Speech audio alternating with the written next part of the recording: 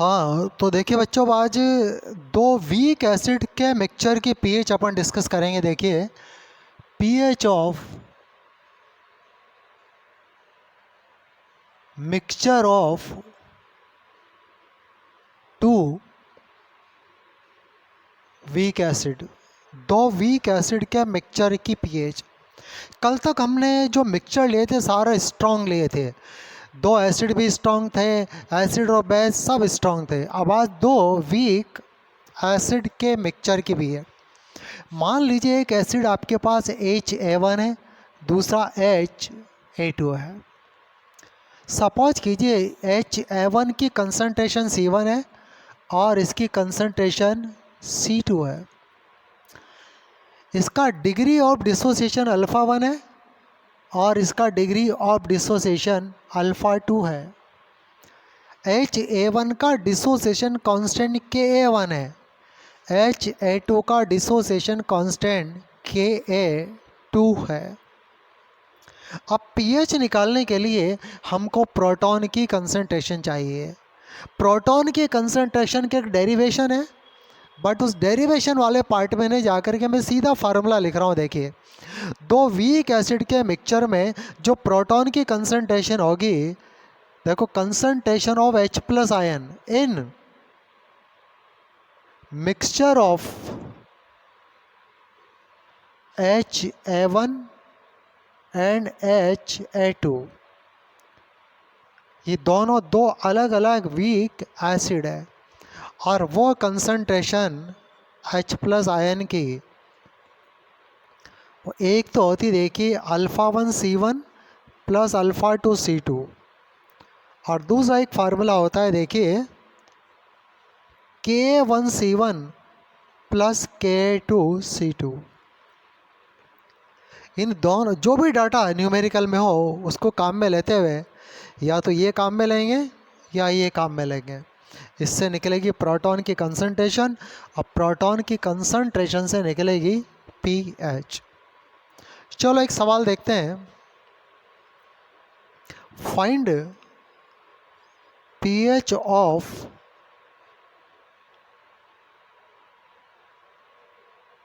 Mixture of 0.02 m HOCl and 0.2 m acetic acid if K1 for HOCl 2 into 10 to power minus 4 and K2 for acetic acid 2 into 10 to power minus 5। दो weak acid है, एक है hypochlorous acid HOCl और एक है acetic acid. Hypochlorous acid की concentration है 0.02 m, ये C1 हो जाएगी। एसिटिक एसिड की कंसंट्रेशन है 0.2 m, ये C2 है। ये हाइपोक्लोरस एसिड का डिसोसिएशन कांस्टेंट है और ये एसिटिक एसिड का डिसोसिएशन कांस्टेंट है। अब हमको चाहिए प्रोटॉन की कंसंट्रेशन, तो प्रोटॉन की कंसंट्रेशन के लिए हम ये अंडर रूट वाला फार्मूला लगाएंगे, क्योंकि क्वेश्चन में डिसोसिएशन कांस्टेंट गिवन है। तो फार्मूला है K1C1 प्लस K2C2। चलो वैल्यू रख दीजिए। K1 ये 2 into 10 to power minus 4, C1 ये रहा 0.02, 2 into 10 to power minus 2 plus K2 ये K2 2 into 10 to power minus 5 और C2 0.2 को लिखोगे 2 इंटू 10 टू पावर माइनस 1। ये आ गई प्रोटॉन की कंसंट्रेशन। प्रोटॉन की कंसंट्रेशन को चलो अपन निकाल लेते हैं, सॉल्व कर लेते हैं। अंडर रूट, देखिए, ये 2 को 2 से मल्टीप्लाई करेंगे 4, और ये 10 to power minus 4 10 to power minus 2 दोनों हो जाएंगे 10 टू पावर माइनस 6 प्लस इधर भी 2 को 2 से मल्टीप्लाई करेंगे 4 और हो जाएगा 10 टू पावर -6, ये -5 -1 -6 दोनों हो जाएंगे। देखिए अंडर रूट, देखो 4 आप कॉमन ले लोगे तो क्या बचेगा 2 इंटू 10 टू पावर -6, क्योंकि 4 कॉमन ले लेंगे ना तो 10 to power -6 plus 10 to power -6, तो 2 इंटू 10 टू पावर -6। 4 को अंडर रूट के बाहर निकालेंगे 2, 10 टू पावर -6 को निकालेंगे 10 टू पावर -3, 2 अंडर रूट पर रहेगा 2 की पावर 1/2। ये आगे प्रोटॉन की कंसंट्रेशन। अब लॉगरिथम ले लेते हैं क्योंकि निकालने तो पीएच है, तो लॉगरिथम ले लेते हैं। तो देखो लॉगरिथम 2 प्लस लॉगरिथम ऑफ 10 की पावर -3 प्लस लॉगरिथम ऑफ 2 की पावर 1/2। देखिए लॉगरिथम 2 की वैल्यू 0.3, ये -3 हो गया, प्लस 1/2 आगे आ जाएगा, लॉगरिथम 2 की वैल्यू 0.3 आगे देखिए 0.3 -3 प्लस 0.3/2 आ जाएगा 0.15। अब 0.15 और 0.3 कितना आएगा 0.45, -3 ये माइनस होगा, कितना बचेगा 2.55 -2.55, माइनस से मल्टीप्लाई कर देंगे तो minus logarithm of h plus तो हो गया pH, या माइनस से मल्टीप्लाई होगा माइनस प्लस में हो जाएगा तो 2.55, ये आंसर है। इस तरह से दो वीक एसिड के मिक्सचर के pH हम कैलकुलेट कर सकते हैं। अब इसके बाद इस चैप्टर का एक नया टॉपिक हम डिस्कस करेंगे जिसका नाम है साल्ट हाइड्रोलाइसिस, साल्ट हाइड्रोलाइसिस या hydrolysis of the salt. Salt आप जानते ही हो, जैसे कि नमक, खाने का नमक एक साल्ट है। साल्ट जो केटायन और एनायन के कॉम्बिनेशन से बने होते हैं उनको साल्ट बोलते हैं। जब एसिड और बेस रिएक्शन करते हैं तो सॉल्ट एंड वाटर फॉर्म होता है। हर एक सॉल्ट एसिड और बेस के रिएक्शन से बना होता है। सॉल्ट का जो कैटायंस है वो तो आता है बेस से, और जो सॉल्ट का एनायन है वो आता है एसिड से। जैसे कि नमक का जो क्लोराइड एनायन है वो कहाँ से आया है, हाइड्रोक्लोरिक एसिड से, और जो Na प्लस केटायन है वो आया है सोडियम हाइड्रोक्साइड से। खैर एसिड और बेस के रिएक्शन से सॉल्ट एंड वाटर फॉर्म होते हैं। सॉल्ट के अंदर एक कैटायंस होता है और एक एनायंस होता है। जब सॉल्ट को वाटर में डिज़ोल्व किया जाता है तो सॉल्ट के आयंस की वाटर के साथ दो तरह की रिएक्शंस होती हैं। क्या दो तरह की, देखिए देखो जैसे हम सोडियम कैटायन को वाटर में डिज़ोल्व करें तो ये सोडियम कैटायन वाटर के साथ कोई रिएक्शन नहीं करेगा, इसकी कोई रिएक्शन नहीं होगी, बस ये होगा कि ये सॉल्वेटेड हो जाएगा क्योंकि इसके ऊपर पॉजिटिव चार्ज है और वाटर मॉलिक्यूल एक पोलर मॉलिक्यूल है। वाटर मॉलिक्यूल एक पोलर मॉलिक्यूल है, तो पोलर होने के कारण ये जो सोडियम कैटायन है ये अपने चारों ओर वाटर मॉलिक्यूल से सॉल्वेटेड हो जाएगा, हाइड्रेटेड हो जाएगा, बस ये होगा। बाकी दोनों के बीच में किसी तरह की कोई केमिकल रिएक्शन नहीं होगी, और इस प्रोसेस का नाम क्या है, ये हाइड्रेशन। इस प्रोसेस का नाम क्या है, हाइड्रेशन। इसमें एनर्जी निकलती है जिसे हाइड्रेशन एनर्जी कहते हैं, जो हम पहले डिस्कस कर चुके हैं। हमारा यहाँ पर टारगेट क्या है, हाइड्रोलाइसिस। अब देखो हाइड्रोलाइसिस में क्या होता है, अब हम यहाँ पर केटाइन चेंज करते हैं। देखिए हम Na+ की जगह पर लेते हैं Ag+, सिल्वर प्लस कैटाइन लेते हैं और इसको वाटर में डिज़ोल्व करते हैं।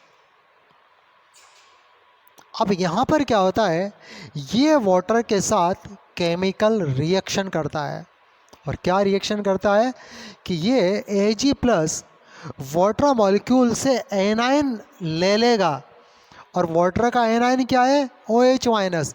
यदि इंडिविजुअल वाटर का जब हम आयोनाइजेशन करते हैं तो H प्लस OH माइनस मिलता है, क्योंकि वाटर खुद वेरी वीक इलेक्ट्रोलाइट्स है, इसका बहुत ही वेरी वीक डिसोसिएशन होता है और H प्लस और OH नेगेटिव मिलता है। ये Ag प्लस वाटर से OH नेगेटिव ले लेगा और किस में बदल जाएगा, सिल्वर हाइड्रोक्साइड में, और फ्री क्या करेगा, H प्लस। ये वाला जो प्रोसीजर है इसने क्या किया, इस केटाइन ने वाटर मॉलिक्यूल को ब्रेक कर दिया। हाइड्रोलाइसिस का मतलब क्या होता है, dissociation of water molecule, water के मॉलिक्यूल का टूट जाना। This term is known as hydrolysis. इस प्रोसेस में साल्ट भी टूटता है और वाटर मॉलिक्यूल भी टूटता है। साल्ट का कोई आयन वाटर मॉलिक्यूल को ब्रेक कर देता है। अब सवाल ये है कि Na प्लस वाटर मॉलिक्यूल को ब्रेक नहीं कर पाता। Na प्लस की वाटर के साथ रिएक्शन नहीं होती है, लेकिन Ag प्लस की रिएक्शन हो जाती है। और क्या रिएक्शन होती है कि ये वाटर से हाइड्रोक्साइड आयन ले लेता है। अच्छा, Ag प्लस या वाटर से OH नेगेटिव ले रहा है तो Ag प्लस तो काम करेगा एसिड का। Ag प्लस किसका काम करेगा, एसिड का, क्योंकि ब्राउनस्टेड-लॉरी कॉन्सेप्ट के अकॉर्डिंग हाइड्रोक्साइड आयन गेनर्स जो होते हैं वो एसिड होते हैं। जो हाइड्रोक्साइड आयन गेनर, एसिड में दो क्वालिटी होती है, या तो प्रोटॉन डोनर होते हैं या हाइड्रोक्साइड आयन गेनर होते हैं। तो यहाँ पर हाइड्रोक्साइड आयन गेनर है, एसिड है, और वाटर मॉलिक्यूल किसका काम कर रहा है, बेस का। अब सवाल ये है कि यह रिएक्शन Na प्लस के साथ क्यों नहीं हुई। अब ज़रा इसके रीजन को समझते हैं अपन। देखिए, यदि यह रीजन हमने समझ लिया तो साल्ट हाइड्रोलाइसिस का कंसेप्ट हमारे समझ में आ जाएगा। देखिए, NaOH किससे आया है, ये Na प्लस किससे आया है, NaOH से, और NaOH स्ट्रॉन्ग बेस है। NaOH स्ट्रॉन्ग बेस है। इस स्ट्रॉन्ग बेस का कॉन्जुगेटेड एसिड है Na प्लस। और ब्राउनस्टेड-लॉरी कॉन्सेप्ट हमने क्या पढ़ा था कि स्ट्रॉन्ग बेस का कॉन्जुगेटेड एसिड वीक होता है, तो Na plus is the weak acid, weak acid है। Na प्लस की जो एसिडिक नेचर है वो वाटर से बहुत ज़्यादा वीक होती है, और इसलिए Na प्लस इतना ज़्यादा वीक है कि ये वाटर से हाइड्रोक्साइड आयन गेन नहीं कर सकता। वीक एसिड का मतलब क्या है कि हाइड्रोक्साइड आयन को गेन करने की टेंडेंसी बहुत पुअर है। Sodium cation has the very poor tendency to gain of hydroxide ion, ये वीक एसिड का मतलब है। और इसलिए Na प्लस वाटर मॉलिक्यूल से OH नेगेटिव गेन नहीं कर पाता। Na प्लस वाटर मॉलिक्यूल को ब्रेक नहीं कर पाएगा, बस हाइड्रेशन हो जाएगा। Na प्लस वाटर मॉलिक्यूल से सराउंडेड हो जाएगा, और इस प्रोसीजर का नाम है हाइड्रेशन। Ag प्लस में ऐसा नहीं है। देखो, जो सिल्वर हाइड्रोक्साइड होता है ये बहुत ही वीक बेस है, ये वीक बेस है। Silver hydroxide is the very weak base. तो इसका जो Ag प्लस मिलेगा वो मिलेगा स्ट्रॉन्ग एसिड। ये वीक बेस है, तो इसका जो कॉन्जुगेटेड एसिड है Ag प्लस वो कैसा होगा, स्ट्रॉन्ग एसिड।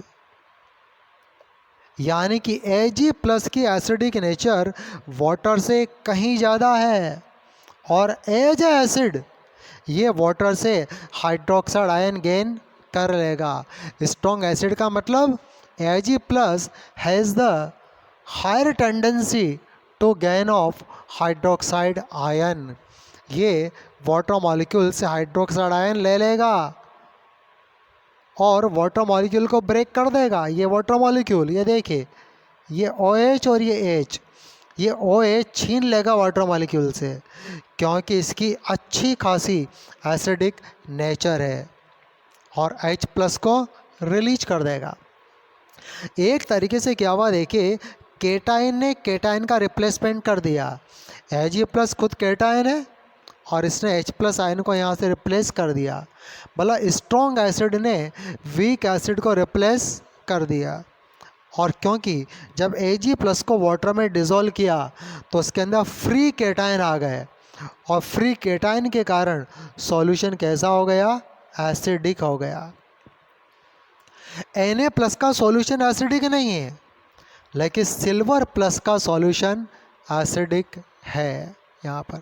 तो इस प्रोसेस का नाम है हाइड्रोलाइसिस। ये तो हमने देखा केटाइन के लिए। अब ज़रा एनाइन का देखते हैं, एनाइन का क्या रोल है।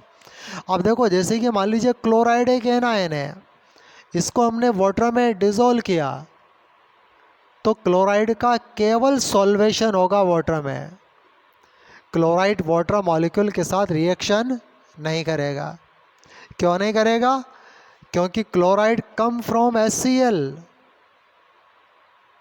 HCl is the strong acid and chloride is the conjugated base of this strong acid। तो ये क्लोराइड होगा वीक बेस। और वीक बेस का मतलब बेस क्या होते हैं, जो प्रोटॉन गेनर होते हैं वो बेस होते हैं। तो chloride is the weak base, यानी कि chloride has the poor tendency to gain of proton. ये क्लोराइड खुद नेगेटिव चार्ज आयन है, ये वाटर से क्या लेगा, H+ लेगा, बट ले नहीं पाएगा वो, because it has very poor tendency to gain of H+ ion. इसलिए क्लोराइड का वाटर में हाइड्रेशन तो होगा, हाइड्रोलाइसिस नहीं होगा। अच्छा, क्लोराइड की जगह हम लेते हैं साइनाइड आयन और इसको वाटर में डिज़ोल्व करते हैं। अब ज़रा साइनाइड को समझिए। साइनाइड किससे आ रहा है, हाइड्रोजन साइनाइड से। Hydrogen cyanide is the weak acid, और एसिड जितना वीक होगा उसका कॉन्जुगेटेड बेस उतना ही ज़्यादा स्ट्रॉन्ग होगा। तो अब ये साइनाइड इसका कॉन्जुगेटेड बेस है, that is a strong base. और स्ट्रॉन्ग बेस का मतलब cyanide has strong tendency to gain of H+ ion. तो जब ये वाटर मॉलिक्यूल में इसको डाला जाएगा तो भाई इससे H+ ले लेगा और क्या बनाएगा, HCN, और हाइड्रोक्साइड आयन फ्री करेगा। और due to this free hydroxide ion solution become basic. Solution क्या हो जाएगा, बेसिक हो जाएगा। अब मान लीजिए किसी साल्ट में Silver+ आयन है और उस साल्ट को वाटर में डिज़ोल्व किया तो साल्ट का Silver+ आयन वाटर मॉलिक्यूल को ब्रेक कर देगा और इसी प्रोसेस का नाम है हाइड्रोलाइसिस। और जब केटाइन वाटर को ब्रेक करेगा तो H+ आयन फ्री करेगा, देन सॉल्यूशन बिकम एसिडिक।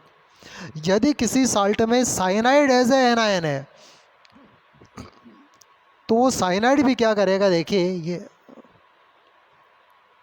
ये वाटर मॉलिक्यूल को ब्रेक करेगा और वाटर मॉलिक्यूल से H+ ले लेगा और हाइड्रोक्साइड फ्री कर देगा and solution become alkaline, and this process is known as hydrolysis. तो पहले चीज़ तो ये समझिए कि वाटर मॉलिक्यूल को ब्रेक कौन करेगा, ऐसा आयन जो वीक से आ रहा है। ऐसा आयन जो वीक से आ रहा है, या तो वीक एसिड से आ रहा हो या वीक बेस से आ रहा हो। Cation come from the base, anion come from the acid. कोई भी केटाइन है वो बेस से आता है, कोई भी एनायन है वो एसिड से आता है। अब यदि केटाइन वीक बेस से आ रहा है तो ऐसा केटाइन हाइड्रोलाइसिस करेगा। इसी तरह एनायन यदि वीक एसिड से आ रहा है तो ऐसा एनायन का भी हाइड्रोलाइसिस होगा और इसी को कहते हैं साल्ट हाइड्रोलाइसिस। Salt hydrolysis. अब इसके डेफिनेशन वाले पार्ट के ऊपर आते हैं। देखिए इसकी डेफिनेशन क्या होगी हाइड्रोलाइसिस की। देखो NCERT की इसकी जो डेफिनेशन है वो तो एक बड़ी सिंपल सी डेफिनेशन वहाँ पर दी हुई है। वह कुछ इस तरह की डेफिनेशन है कि जब किसी सॉल्ट को वाटर में डिज़ोल्व करते हैं तो सॉल्ट के जो आयन्स है वो वाटर के साथ रिएक्ट करके एसिड या बेस प्रोड्यूस करते हैं। सॉल्ट का कैटायन होगा तो एसिड प्रोड्यूस करेगा और सॉल्ट का जो एनाइंस होगा वो बेस प्रोड्यूस करेगा, जिसकी वजह से सॉल्यूशन एसिडिक या बेसिक हो जाता है और इसी प्रोसेस को बोलते हैं salt hydrolysis. It is a simple definition come from the NCERT books. पहले इसी को देखते हैं अपन। देखिए, देखो, when salt dissolve in water, salt को वाटर में डिसॉल्व किया जाता है तो क्या होगा? देखिए, ions of the salt, ions of the salt, salt के आयन क्या करते हैं? React with water. ये वाटर से क्या करते हैं? रिएक्ट करते हैं टू प्रोड्यूस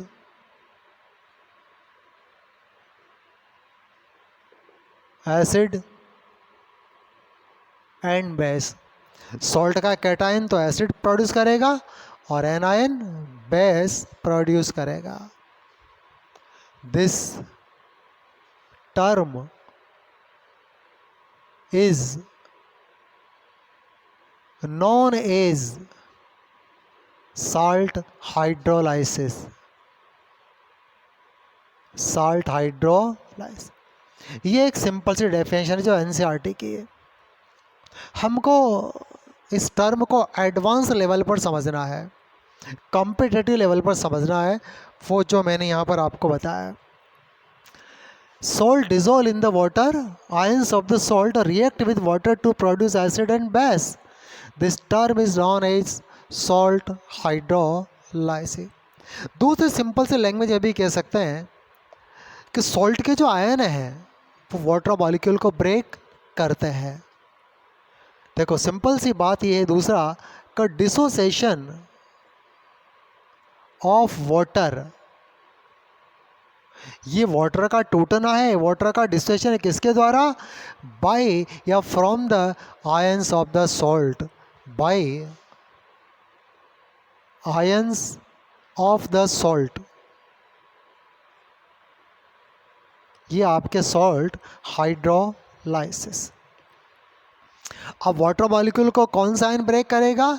जो वीक से आ रहा है। यदि किसी सॉल्ट का कैटायन वीक बेस से आ रहा है तो वाटर मॉलिक्यूल को ब्रेक कर देगा और सॉल्यूशन को एसिडिक बना देगा, क्योंकि कैटायन वाटर मॉलिक्यूल से as a cation H+ ion release करेगा। यदि सॉल्ट का एनायन वीक एसिड से आ रहा है तो एनायन वाटर मॉलिक्यूल को ब्रेक करके हाइड्रोक्साइड आयन फ्री करेगा और सॉल्यूशन बना देगा बेसिक। यदि सॉल्ट के कैटायन और एनायन दोनों वीक से आ रहे हैं तो दोनों ही वाटर मॉलिक्यूल को ब्रेक करेंगे और उस केस में हाइड्रोलाइसिस बहुत ज़्यादा होगा। उस केस में डिग्री ऑफ हाइड्रोलाइसिस बहुत ही ज़्यादा होगा। तो ये था आपके साल्ट हाइड्रोलाइसिस। तो यहाँ पर हमने देखा सॉल्ट के आयन भी एसिड और बेस की तरह से बिहेव कर रहे हैं। देखो, सॉल्ट का कैटायन वाटर में डिसॉल्व होकर के प्रोटॉन दे रहा है, यानी कि cation is acting as a acid. यहाँ पर सॉल्ट का एनायन वाटर से रिएक्ट करके हाइड्रोक्साइड आयन प्रोड्यूस कर रहा है, यानी कि this anion is act as a base. है तो ये भी एसिड और बेस ही है, बट एसिड की टाइप हमने चेंज कर दी। यहाँ पर एसिड को हम साल्ट की शक्ल में ले रहे हैं और यहाँ पर बेस को अब भी हम सॉल्ट की शक्ल में ले रहे हैं। तो रिएक्शन तो एसिड और बेस की हो रही है, but acid as a salt, यानी कि सॉल्ट एज अ एसिड यहाँ काम कर रहा है, या सॉल्ट एज अ बेस यहाँ पर काम कर रहा है। तो हमने जो पहले डिस्कस किया था ना कि सॉल्ट केवल न्यूट्रल ही नहीं होते, सॉल्ट न्यूट्रल भी होते हैं, एसिडिक भी होते हैं, बेसिक भी होते हैं और एम्फोटेरिक भी होते हैं। तो हम पढ़ तो एसिड और बेस ही रहे हैं, बट एसिड और बेस की फॉर्म हमने चेंज कर दी।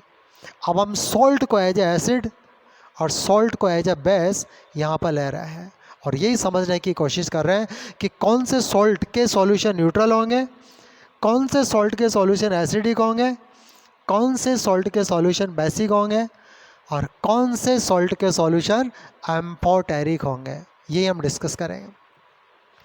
अब आगे सॉल्ट हाइड्रोलाइसिस को डिटेल में डिस्कस करने के पहले कुछ इम्पॉर्टेंट टर्म्स जो यहाँ पर काम आती है हाइड्रोलाइसिस प्रोसेस में, उनको हम डिस्कस करेंगे। देखो पहली टर्म, देखो इम्पोर्टेंट टर्म्स, वो टर्म जो हाइड्रोलाइसिस में हमारे काम आएगी, लेकिन ये हाइड्रोलाइसिस साल्ट हाइड्रोलाइसिस है। यहाँ साल्ट के द्वारा वाटर मॉलिक्यूल का डिसोसिएशन है, साल्ट का खुद का भी डिसोसिएशन होता है। कि पहला देखिए, एक बड़ा इंपॉर्टेंट रिलेशन है, relation between dissociation constant of acid and its conjugated base।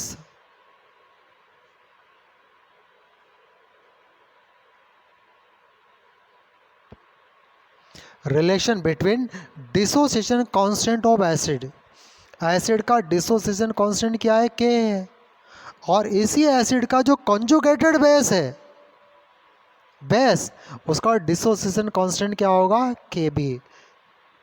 Acid का डिसोसिएशन कांस्टेंट के और बेस का डिसोसिएशन कांस्टेंट के बी, इन दोनों में रिलेशन फाइंड आउट करेंगे हम।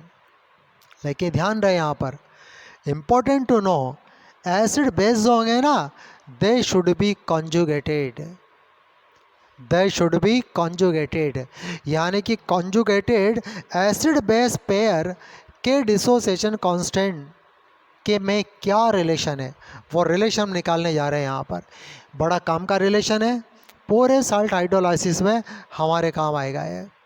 देखिए बड़ा सिंपल सा रिलेशन है, आपने कोई भी एक वीक एसिड लिया, जैसे हाइड्रोजन साइनाइड, ये एसिड आपने लिया, पहले इसका डिसोसिएशन कांस्टेंट, जब इसको वाटर में डिसॉल्व करेंगे तो ये ब्रेक होगा H3O+ और साइनाइड। अब इसका डिसोसिएशन कांस्टेंट यानी कि Ka, क्योंकि एसिड है तो K है, तो देखिए प्रोडक्ट में हाइड्रोनियम आयन की कंसंट्रेशन ऊपर, साइनाइड के नीचे और हाइड्रोजन साइनाइड के नीचे। ये वाटर की कंसंट्रेशन हम यहाँ काम में नहीं लेते, यहाँ नीचे नहीं लेते, H2O की कंसंट्रेशन को नीचे नहीं लिखते। क्यों नहीं लिखते, इसकी वजह ये है, और इसकी वजह ये है, देखिए जब केवल हाइड्रोजन साइनाइड का आप डिसोसिएशन करोगे वो H+ और Cl- में होगा, और इसका जो K का फार्मूला लिखोगे वो आप लिखोगे H+ साइनाइड और हाइड्रोजन साइनाइड। अब इसमें कहीं पर वाटर आ रहा है क्या, नहीं आ रहा, एक्चुअल में तो हाइड्रोजन साइनाइड का डिसोसिएशन कांस्टेंट ये है। अब इन दोनों को कंपेयर करो तो साइनाइड की जगह साइनाइड, HCN की HCN, बट H+ की जगह H3O+, और दोनों के मैथमेटिकल वैल्यू बराबर है, क्योंकि हाइड्रोजन साइनाइड जितने प्रोटॉन देगा वो वाटर के साथ रिएक्ट करके हाइड्रोनियम आयन में बदलेंगे। मान लीजिए एसिड ने 100 H+ आयन दिए, तो 100 H+ आयन 100 वाटर मॉलिक्यूल के साथ रिएक्ट करके 100 ही हाइड्रोनियम आयन बनाएंगे, तो भाई दोनों की कंसंट्रेशन तो सेम है, ठीक है ना। हम H+ लिखें या H3O+ लिखें, बट आरएनएस कॉन्सेप्ट के अनुसार हम डिसोसिएशन ऐसे करते हैं। लेकिन जो ब्राउनस्टीन-लॉरी कॉन्सेप्ट जो कहता है कि एसिड और बेस की प्रॉपर्टी एक साथ होती है, रिलेटिवली होती है, यानी कि एसिड तब तक प्रोटॉन नहीं देगा जब तक कि कोई प्रोटॉन गेनर ना हो। इसलिए हमने हाइड्रोजन साइनाइड को वाटर में डिसॉल्व किया, क्योंकि ये प्रोटॉन डोनर है HCN, तो वाटर क्या होगा, प्रोटॉन गेनर होगा। तो ब्राउनस्टीन-लॉरी कॉन्सेप्ट के अनुसार हम एसिड का डिसोसिएशन ऐसे करते हैं, आरएनएस के अनुसार ऐसे करते हैं। अब डिसोसिएशन कांस्टेंट है क्या, वो तो ये है डिसोसिएशन कांस्टेंट, और ये इसका जो कंपेरेटिवली फॉर्मूला वो ये है, क्योंकि इसमें कहीं नीचे वाटर नहीं है तो यहाँ भी नीचे हमको वाटर की कंसंट्रेशन को लिखने की ज़रूरत नहीं है। ये वाला हिस्सा मैंने केवल ये समझाने के लिए यहाँ पर लिखा है कि यहाँ नीचे मैंने H2O क्यों नहीं लिखा। खैर ये K है। आगे इसको इक्वेशन 1 कर देते हैं। अब हाइड्रोजन साइनाइड का कॉन्जुगेटेड बेस वो क्या होगा, साइनाइड। देखो ये तो यहाँ पर एसिड है, एसिड है। अब साइनाइड जो होगा ना ये कॉन्जुगेटेड बेस है।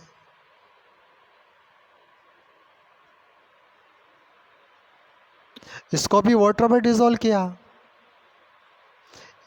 और इसका इस तरीके से वाटर में आयोनाइजेशन हो गया। तो बेस है क्योंकि प्रोटॉन गेन कर रहा है, और जो प्रोटॉन गेनर होता है वो सब बेस होते हैं। All proton gainers are base. ये भी बेस है, बेस का काम करेगा, कर ही रहा है। अब इसका डिसोसिएशन कांस्टेंट वो है Kb। अगेन प्रोडक्ट में हाइड्रोजन साइनाइड की कंसंट्रेशन ऊपर, OH नेगेटिव की कंसंट्रेशन ऊपर और साइनाइड की कंसंट्रेशन नीचे, और यहाँ भी वाटर की कंसंट्रेशन नहीं आएगी। ये आपके हो गया Kb, ये K और ये Kb। दोनों के फार्मूले आपके सामने, K हाइड्रोजन साइनाइड के लिए और Kb इस हाइड्रोजन साइनाइड के कॉन्जुगेटेड बेस के लिए। अब ज़रा दोनों को रिलेट करते हैं। बड़ा सिंपल सा रिलेशन है दोनों में, देखिए। और वो रिलेशन कुछ ये है, देखो यदि हम K को Kb से मल्टीप्लाई कर दें, यदि K को Kb से मल्टीप्लाई कर दें, चलो करके देखते हैं मल्टीप्लाई। तो H3O plus cyanide upon hydrogen cyanide, ये तो K का फार्मूला, ये चीज़, ये Kb। अब थोड़ा मैं इसको Kb को यहाँ जगह नहीं तो यहाँ नीचे लिख रहा हूँ मैं, देखिए। तो हाइड्रोजन साइनाइड, हाइड्रोक्साइड और ये साइनाइड, इसके मल्टीपल में ये है HCN। ये नीचे ऊपर कट जाएगा, साइनाइड से साइनाइड कट गया, और क्या बचा आपके H3O प्लस और हाइड्रोक्साइड। अब H3O प्लस की कंसंट्रेशन H प्लस के बराबर होती है, तो यहाँ भी लिख सकते हैं कि H प्लस और हाइड्रोक्साइड, और इन दोनों की कंसंट्रेशन के मल्टीपल को क्या बोलते हैं, KW। क्या कहते हैं, KW। यानी कि रिलेशन आपकी क्या निकला, K into Kb equal to KW, और KW एक कांस्टेंट है 10⁻⁻14।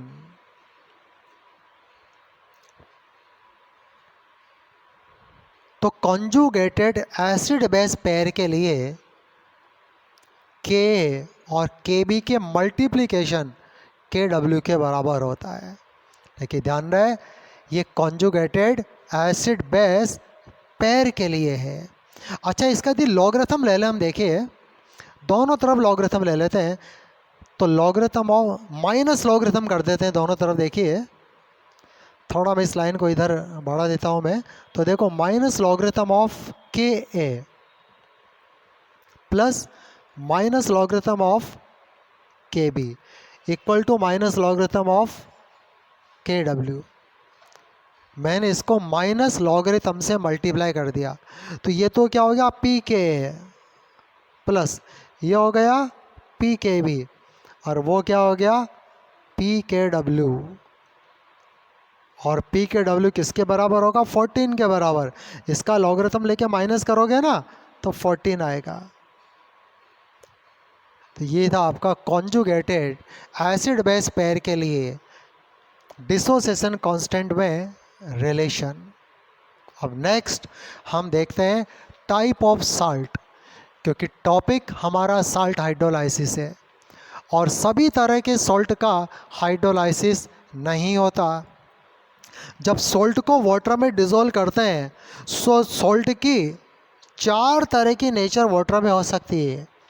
सॉल्ट न्यूट्रल हो सकता है, सॉल्ट एसिडिक हो सकता है, बेसिक हो सकता है और एम्फोटेरिक भी हो सकता है। अब कौन से सॉल्ट की कैसी नेचर रहेगी ये डिपेंड करता है सॉल्ट की टाइप के ऊपर। तो यहाँ पर अपन डिस्कस करेंगे टाइप ऑफ सॉल्ट। देखिए, टाइप ऑफ सॉल्ट, सभी तरह के सॉल्ट का हाइड्रोलाइसिस नहीं होता। देखो, ये सॉल्ट का जो क्लासिफिकेशन, इसका बेस क्या है, इसका आधार क्या है? तो इसका आधार है एसिड और बेस की नेचर। देखो, हम ये जानते हैं कि एसिड और बेस की रिएक्शन से बनता है सॉल्ट एंड वाटर। अब एसिड स्ट्रॉन्ग और वीक हो सकता है, बेस भी स्ट्रॉन्ग और वीक हो सकता है। अभी हाइड्रोलाइसिस में हमने देखा था ऐसा आयन जो वीक से आता है, यानी कि जो कैटायन वीक बेस से आएगा वो साल्ट हाइड्रोलाइसिस करेगा, जो एनायन वीक एसिड से आएगा वो भी साल्ट का हाइड्रोलाइसिस करेगा। तो एसिड स्ट्रॉन्ग और वीक दोनों हो सकता है, बेस भी स्ट्रॉन्ग और वीक दोनों हो सकते हैं। इनके कॉम्बिनेशन में 4 तरह के सॉल्ट यहाँ बनते हैं। पहला सॉल्ट देखिए, salt of weak acid plus week base, यानी कि वीक एसिड और वीक बेस का सॉल्ट। तो ऐसा करो, पहले वीक की जगह स्ट्रॉन्ग ले लेते हैं। Salt of strong acid plus strong base, पहले स्ट्रॉन्ग ले लेते हैं। Strong acid plus strong base.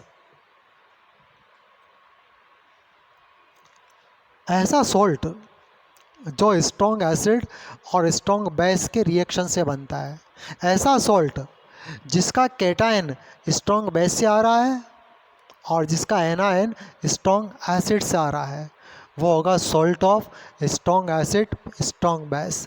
चलो, इसमें स्ट्रॉन्ग एसिड लिया, स्ट्रॉन्ग बेस मिला तो साल्ट बना। कौन सा सॉल्ट बना? वो बना salt of strong acid plus strong base plus water. अब ज़रा स्ट्रॉन्ग एसिड क्या क्या है?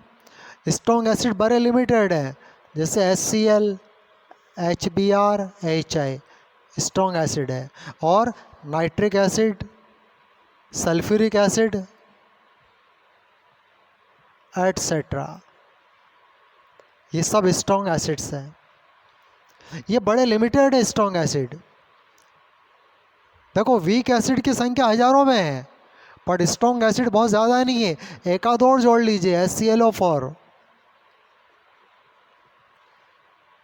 स्ट्रॉन्ग बेस, ये भी बड़े लिमिटेड हैं।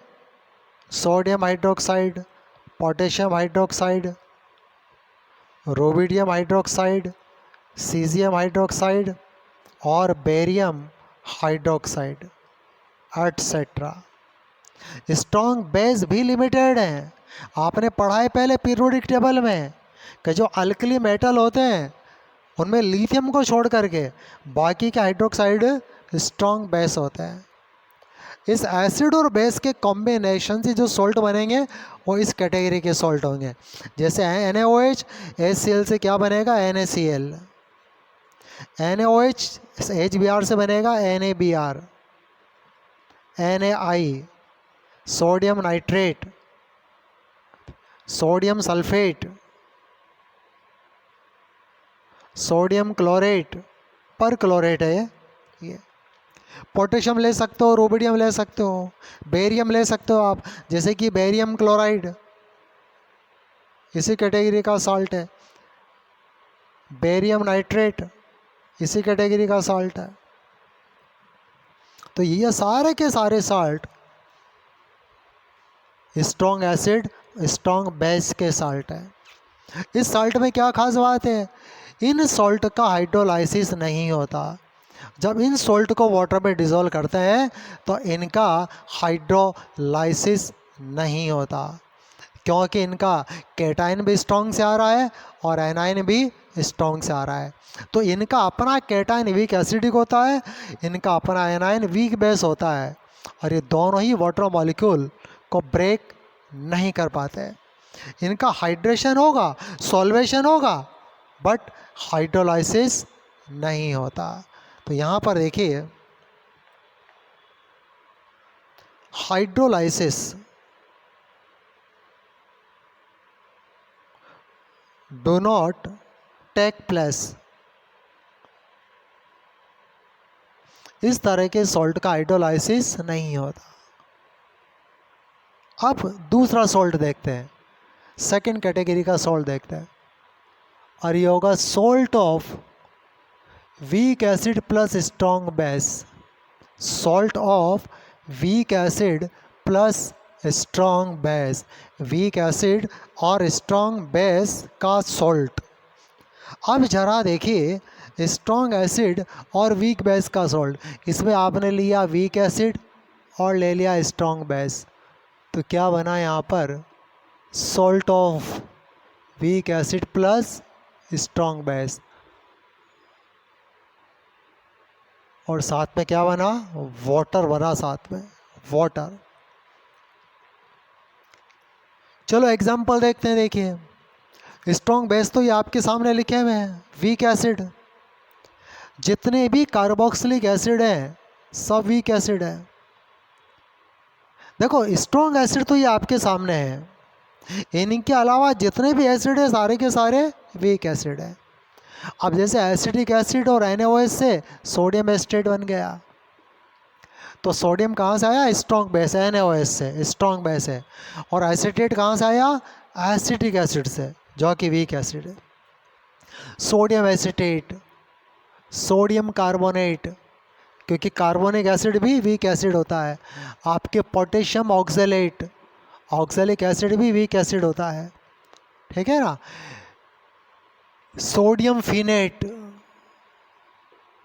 फिनॉल भी वीक एसिड है। Sodium cyanide etcetera, these all are the example of salt of weak acid strong base। अच्छा ये जो सॉल्ट है क्या इसका हाइड्रोलाइसिस होगा? तो बिल्कुल होगा। किसका होगा? एनाइंस का। इसका जो एनाइंस है ये वीक से आ रहा है, वीक एसिड से आ रहा है, तो anion hydrolyse anion of such type of salt undergo in hydrolysis. जिसका जो एनायन है, एनायन अंडरगो इन हाइड्रोलाइसिस। हमेशा ध्यान रखिए साल्ट का जो आयन वीक से आ रहा है वो वाटर मॉलिक्यूल को ब्रेक करेगा, उसका हाइड्रोलाइसिस होगा। यानी कि यदि आप सोडियम साइनाइड को यदि वाटर में डिज़ोल्व करें, H2O में डिज़ोल्व करें, तो इसका जो साइनाइड आयन है वो वाटर के H+ से रिएक्शन कर लेगा, क्या बनेगा? हाइड्रोजन साइनाइड और NaOH। अब NaOH क्योंकि स्ट्रॉन्ग इलेक्ट्रोलाइट है, ये आयोनाइजेबल है, ये सोडियम साइनाइड भी स्ट्रॉन्ग इलेक्ट्रोलाइट है, तो एक्चुअल रिएक्शन ये हो रही होती है कि साइनाइड आयन वाटर के साथ रिएक्ट करता है और हाइड्रोजन साइनाइड और हाइड्रोक्साइड देता है। ये सोडियम साइनाइड सॉल्ट का हाइड्रोलाइसिस है, और ऐसे सॉल्ट का सॉल्यूशन क्या होगा? बेसिक सॉल्यूशन होगा। यदि सॉल्ट का एनायन हाइड्रोलाइसिस करेगा तो खुद एनायन है, क्योंकि तो वाटर से एनायन ही फ्री करेगा, और वाटर का एनायन कौन है? हाइड्रोक्साइड, और इसकी वजह से सॉल्यूशन कैसा होगा? बेसिक। तो ध्यान दीजिए इस तरह के सॉल्ट का सॉल्यूशन हमेशा कैसा होगा? बेसिक होगा। तीसरा सॉल्ट देखिए, salt of strong acid plus weak base. Acid आपने स्ट्रॉन्ग लिया और बेस वीक लिया, तो एसिड तो ले लिया स्ट्रॉन्ग, बेस क्या ले लिया? वीक।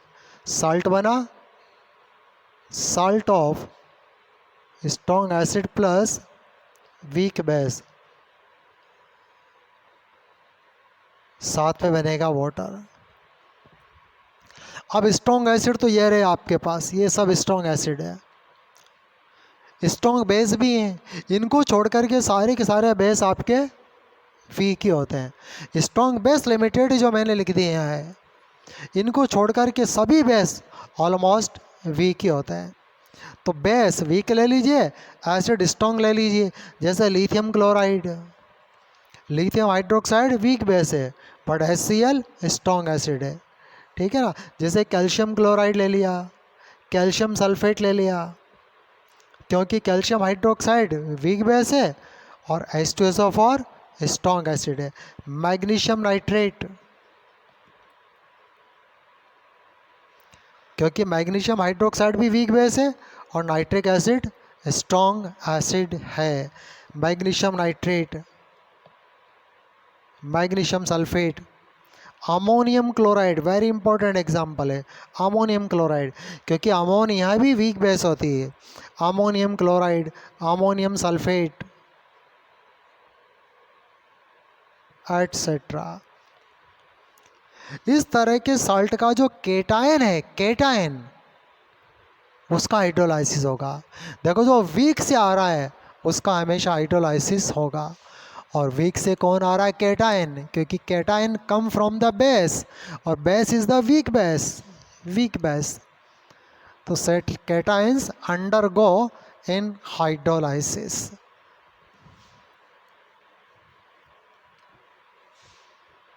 तो इस तरह के सॉल्ट में क्या होगा, जो केटायंस है, केटायन अंडरगो इन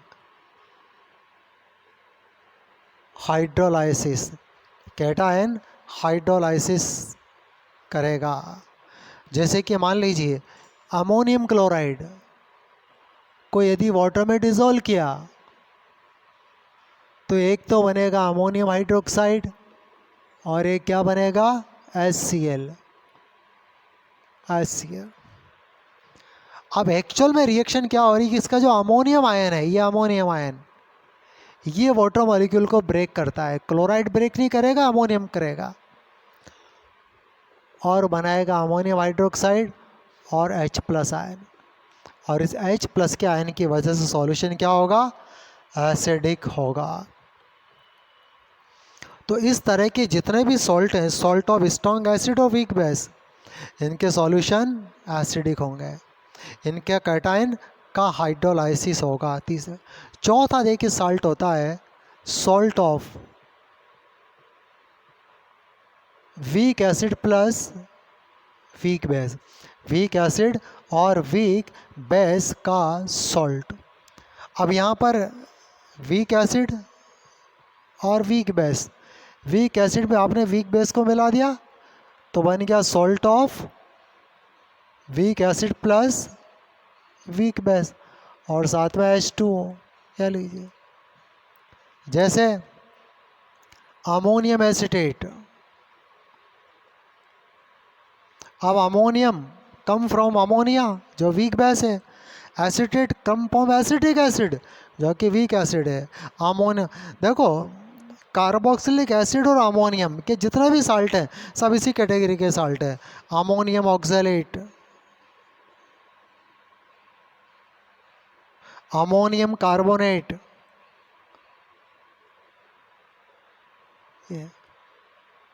जितने भी एमीन होते हैं, एमीन्स, वो भी सब वीक बेस होते हैं, उनके साल्ट भी इसी कैटेगरी में आ जाते हैं एटसेट्रा। अमोनियम साइनाइड, इस तरह के साल्ट का केटायन और एनायन दोनों वीक से आ रहा है, इसलिए दोनों का हाइड्रोलाइसिस होगा। यहाँ पर केटायंस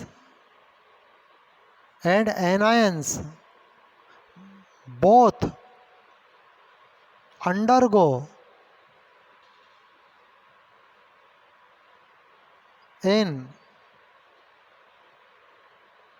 हाइड्रोलाइसिस, दोनों का हाइड्रोलाइसिस होगा। तो ये देखा आपने type of salt, type of salt. तो हमारे काम के बस ये कुछ 4 तरह के साल्ट हैं। पहली तरह के साल्ट का सॉल्यूशन न्यूट्रल होगा, दूसरी तरह के साल्ट का सॉल्यूशन आपके बेसिक होगा, तीसरी तरह के साल्ट का सॉल्यूशन एसिडिक होगा ये, और चौथी तरह के साल्ट का सॉल्यूशन एम्फोटेरिक होगा। आज की क्लास तो हो गई, बाकी नेक्स्ट क्लास में अपन इसको और डिटेल में डिस्कस करेंगे।